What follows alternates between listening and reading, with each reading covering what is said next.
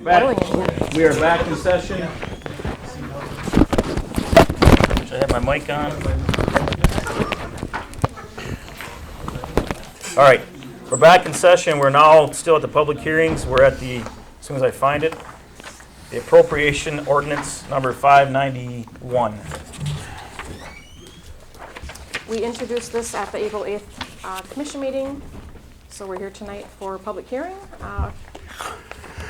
This is per Chapter 8, Section 8 and 9 of the city charter. It is required that we have a public hearing before we adopt the appropriations ordinance for the new fiscal year.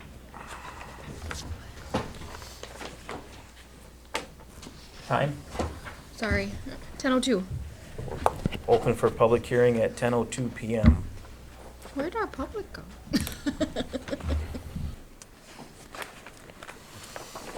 I make a motion that we, no, sorry. I can't make motions. Oh my God. Come on, smile, guy. That was funny. All right, Smile, that was funny. I'm closing the public hearing at 10:03 p.m. All right, Commission, public hearing for the appropriation ordinance 591. Any concerns or questions from Ms. Falcon? This is Move basically to adopt the ordinance. I'll second. Thank you. I have a motion and supported by Commissioner Mattinen. Is there any further discussion? Hearing none, those in favor signify by saying aye. Aye. Opposed? Motion's carried. All right, unfinished business, we have none. New business, Parks and Recreation Board reappointments. Gotta find my, nope, that's not that one. I got stuff all over here. Bear with me, sorry. Right there. Oh, it's right there, thank you. All right, reappointments to the Park and Recreation Board with the term expiring of January 1st, 2016. We have Miss Ann Fodenhauer and Mr. Bob Bosk for another 3-year term. I go to most of the Yes. Parks and Recreation Board meetings. They both do a good job. They do. They do. Very good. Then they are so reappointed. Now if I can talk one of them to come on to the City Commission in November. That wasn't a joke, Jeff. He was serious as a heart attack. All right, so next business will be the payment of the bills. We have bills tonight before us in the amount of $14,364. I'll move we pay the bills as presented. Support. Wow, gotcha. Supported by, motion supported by Commissioner Gay. Thank you. Is there any further discussion? Hearing none, those in favor signify by saying aye. Aye. Opposed? Motion's carried. City Manager's report. I have 2 staff people from City Hall, Renee Barron and Vicki Schrader, out. Vicki's out all week at the MMTA, so I'm very excited. This is her first year there. Good. She's going to get a lot of networking opportunities and Mount Pleasant? yeah. And Renee is out at her annual community development meeting. That's 3 days, but then she's taking vacation Thursday and Friday, so they'll both be out all week. So the rest of us will hold down City Hall here. If you notice, we've had these pictures up quite a while in the art gallery here. I've contacted the schools, and Joanne Chenard, she's the Jones and Elementary art teacher.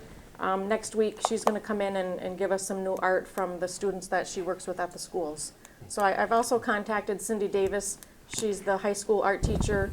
However, I'm told she's pretty busy at this time, but I will continue to reach out to her because I think the high school could maybe do the 3D that we could display in the cases, as well as, you know, pictures on the wall too. So we'll get some change going there and get a schedule going on that. And May 3rd, I will be in Baraga at the UP City Managers meeting. That's all I have. Good.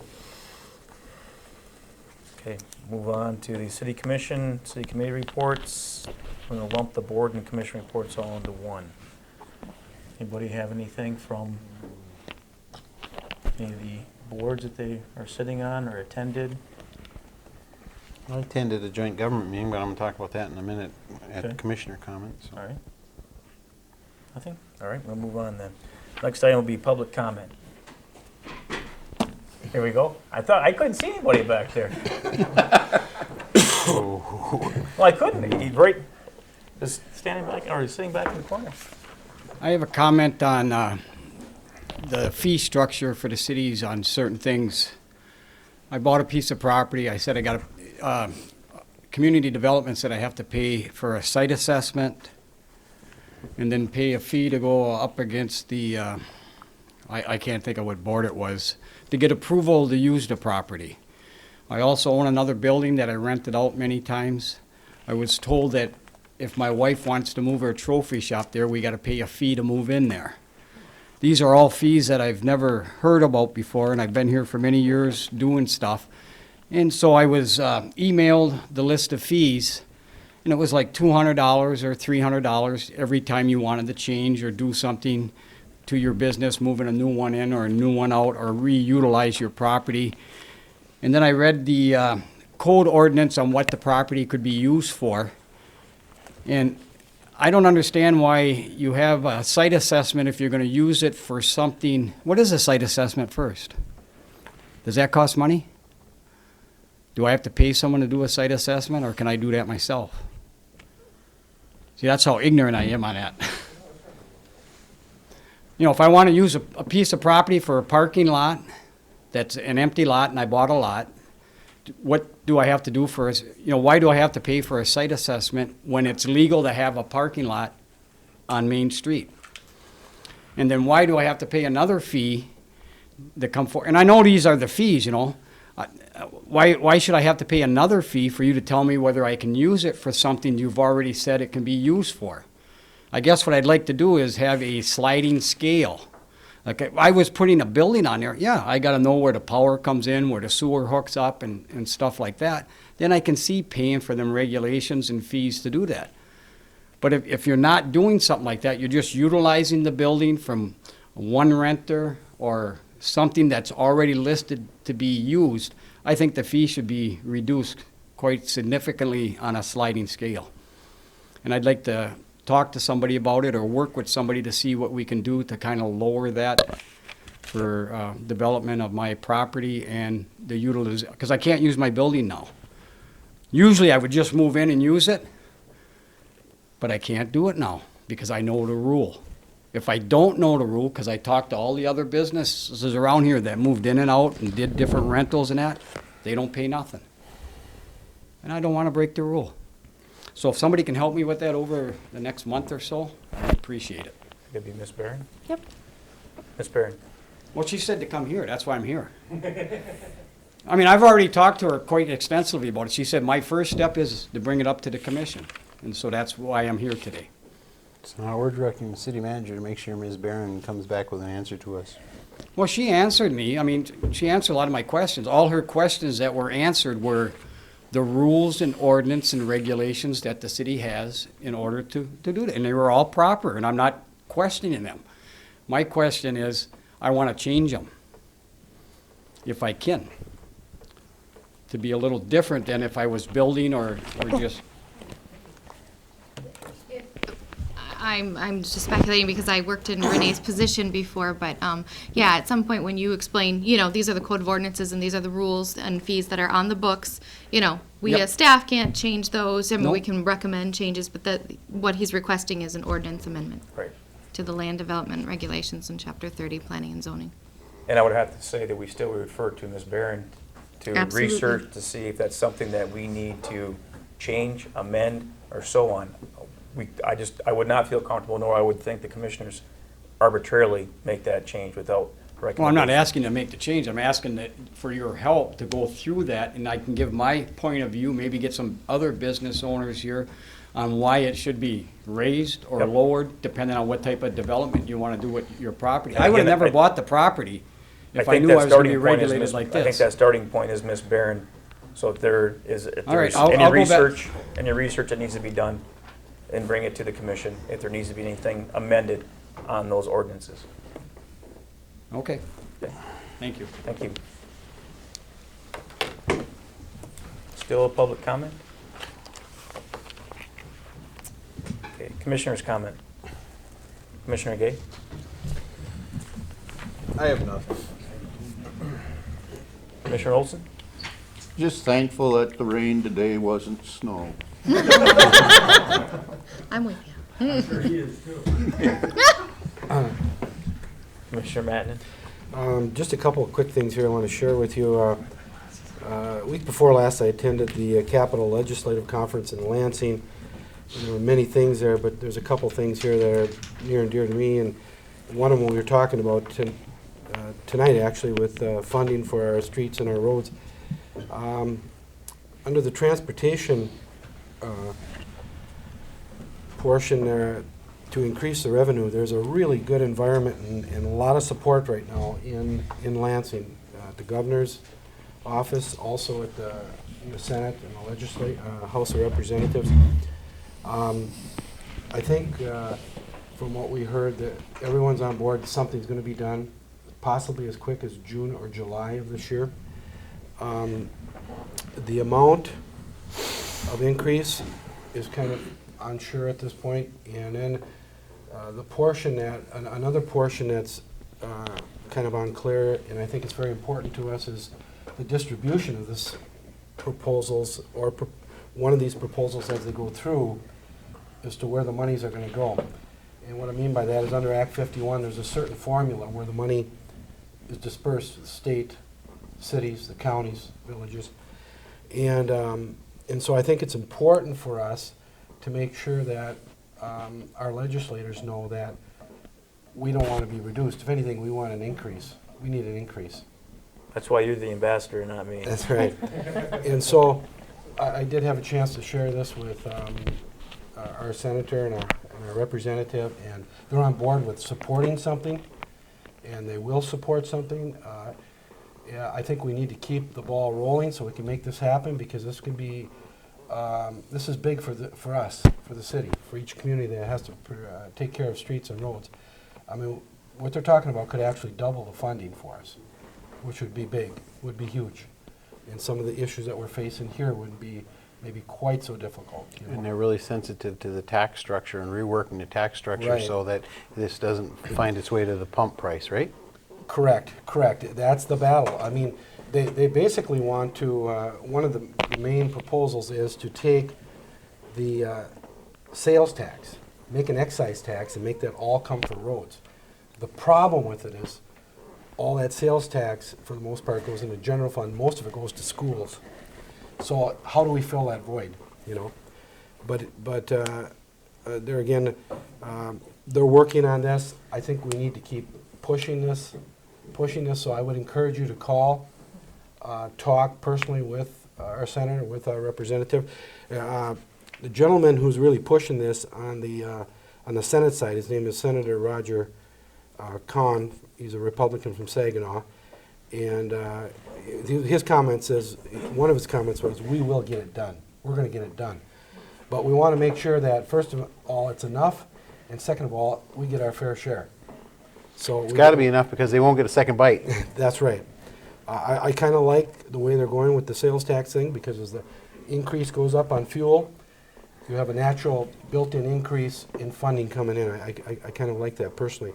The other thing on the revenue sharing, we had a chance to meet with Eva Cole, who was representing the Michigan Department of Treasury. And of course, I don't know if all the commissioners have seen some of the proposed changes in our accountability and record keeping, okay? I had a chance to sit down with Senator Casperson and Representative McBroom. Quite frankly, they weren't even aware of some of the proposed changes. So they both Shocking. Yeah, it knocked me down. They both, I can't believe it. said, you know, when you see stuff come across, as we see stuff come across, that information we get, don't assume that they have actually seen the information. Just contact us, get it to us, because quite frankly, I mean, they hadn't even seen this. I was kind of surprised. You would think that Because that's pretty major. I mean, that's I like think revenue so. sharing. You would think they'd have a little bit of a snippet of it. I think so. And we think that we have a communication issue. Thank you. There's your headline tomorrow. Eva Cole, she was the messenger here because the Department of Treasury is just trying to carry out the law, correct?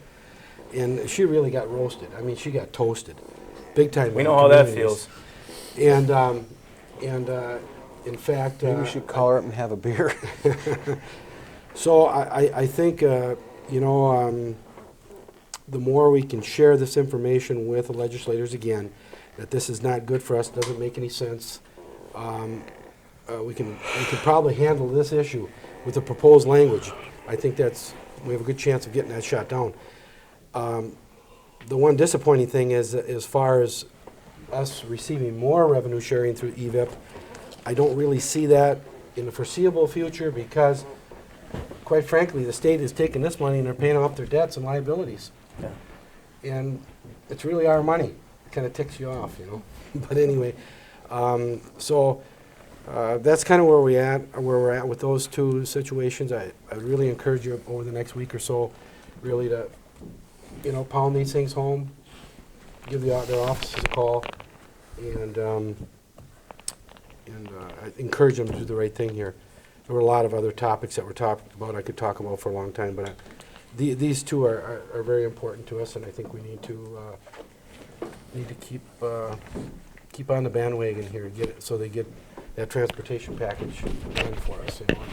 And those changes for EVIT, the way I was reading it, you almost have somebody at least half of their scheduled week, Yeah. if not almost fully, keeping up with what the changes and what needs to be reported and so on, which we don't have. the Yeah, they'd staffing put for us in that. a situation where we wouldn't even be able to qualify. Basically, money would be gone. Yeah. You know. Maybe that's what the goal That's right, is. that's what the goal is, but it's important for us to make sure that Road millage, same thing. that Local doesn't millages. happen. You know. If that's the case, I have no problem doing that, as long as we're not paying out the 6% and giving it to the state. We'll keep everything in-house and deal with it accordingly. I'll go along with that. Then I may run again and we'll put up borders around Gladstone, so that way we're not giving anything to the state. No, I'm just joking. Don't put that on there. But Well, the protectionism. same frustration that we have is felt in every community around the state, and I think our legislators and administration there was getting that full force of that. And We it's need nice- to keep it going. Yeah, and that's nice to hear, and I like you saying that, Hugo, bring that back to us. But some of the issue we have is they're insulated. They don't have to deal with some of the, when I say local concerns like this. I mean, this is great. I have no problem with the public coming here and voicing their concerns and opinions. But sometimes you wonder if it does just fall on deaf ear because they can do without really having any serious repercussions because they are insulated being down in Lansing. We're on the front lines. Yeah, exactly. Correct. Yeah, those are the generals or the privates. Good, I'm glad, because I'm glad to hear about that's not a done deal, because I was very concerned when I saw some of those proposed changes, because with everything leaning towards controlled by a party and it's being proposed by a certain party, I was thinking that's going to be a done deal. And the league, the Michigan Municipal League, is working very hard for us. They know our concerns. They are there every day pounding this message home as well, but it's still good for our constituents Yeah. to hear Hear from it. us. Yep, that's good. That's why we sent you. Well, I had a chance to vent. I felt good, That's good. you know. I've seen you vent, but it's not like me venting, so I'm glad you went. Kind of goes hand in hand, I'm sure, with what Commissioner Mackey's going to touch on. Well, when we were talking about them being the generals and us being the privates, I remember Howard Keaton telling me that wastewater flows downhill. I clean that up. I can't attend the first QPAD meeting I was supposed to attend this Friday because I have to be somewhere else on Friday. I have to be at a Lions Club convention in St. Ignace. I've called and made my regrets to your father's staff. They said thank you for calling. I attended a 911 authority meeting because our public safety director was sick. I can tell you that they're planning on reducing the millage that we all pay for 911. They had a long discussion about the phone fees and a big legal battle they've got going. I passed the materials on to the public safety director, who I can report to you is, I'm not saying this because you're in the room, is very much up to speed on what's going on with our 911 authority. All 14 townships, the village of Garden, the 2 cities all pay for one central dispatch. And me being the old guy can remember when all the police departments had their own dispatch, and I'm thinking to myself, you know, if you were to disband this and have to rebuild that, how incredibly stupid that would be. Yeah. I attended the Sports Park open house for the master plan. I got some encouragement, you were there, about maybe they're going to come back with something that can be done in stages, and will make the sports park more sustainable on its own revenues. I was encouraged. I like their proposals, all different ones. And, Nice. and it was different than the first meeting I went to, so I think they were listening. I attended a meeting on behalf of the city manager along with Commissioner Gay on Bessie Forest Product Special Assessment, which we heard about tonight. And then I went to a joint government meeting. We talked all about EVIP. And you know, we heard tonight that our taxes are high. Well, our taxes are high. Our taxes are high in the general fund because we support a full-time police and fire mechanism. But what people don't hear is they don't hear what our officers are telling me and our director is telling me that a lot of times the state, our friends from the state, don't maintain anybody on the road, and our officers are the only ones on the road in the vicinity of Gladstone many times. And that's an expensive proposition to maintain, but what would it be like if there was no police and fire department? People in this town are used to having full-time police, and we all know that we're not even staffing 2 officers on duty for a lot of period of time. We tried to get a 9th officer this year in the budget, and it just wouldn't work. So that's the price you pay for government. How much more are we going to dismantle government before we say enough is enough, or are we just going to just totally blow the whole thing apart? I thought you were going to touch on the population thoughts. Did I get touched on at the joint governmental meeting? Huh? I sent a. Oh, Because I couldn't attend for obvious reasons. Okay, yeah. Having this EVIP start looking at the size of the community and going by a population. Yes, that was base. brought up. I'm sorry. It was, Okay. that was a I just didn't know if it was brought up, if there was any thought behind it. If there was one any- size doesn't fit all. Well, and that's kind of what Lansing is pushing for. So that's why I was looking at seeing what the other governmental agencies. There wasn't much entities- discussion because none of the townships qualify for EVIP. Huh, no. So there was just City of Escanaba, City of Gladstone, and Delta County. So, And they also, with their general fund, you could report this, that they don't attempt to duplicate the amount of spending that we do for Parks and Recreation either. No. That's just a fact. all right, all set. I'm all done. Okay, I have only one thing. Hats off to Barry and for Carla tonight. I may have probably allowed a little bit too much. I know that Kim a couple of times would give me the 5 fingers. That was the 5-minute rule, and I was diligently looking for our rules and procedure that I carry with me. I found it after the fact, so yeah. If they continue to repeat the same thing, you know, I know it's sounding like we're rude, but I it's know, to keep it and moving. And it's one of those things where It's hard. obviously there's concern that there's some communication gap or lacking. I was trying to make sure, so nothing, hopefully that the 2 of you don't feel that I was allowing any personal attacks on you. If so, I apologize, that wasn't the intent. Well, I can follow up on that. Several people come up to me during our break there, and they said they hope that you guys didn't take this as a personal attack, so they could see in their own words that you probably were feeling attacked, and it's nothing about you. This is about money. So, that's all I have. Anything else? No? We're adjourned.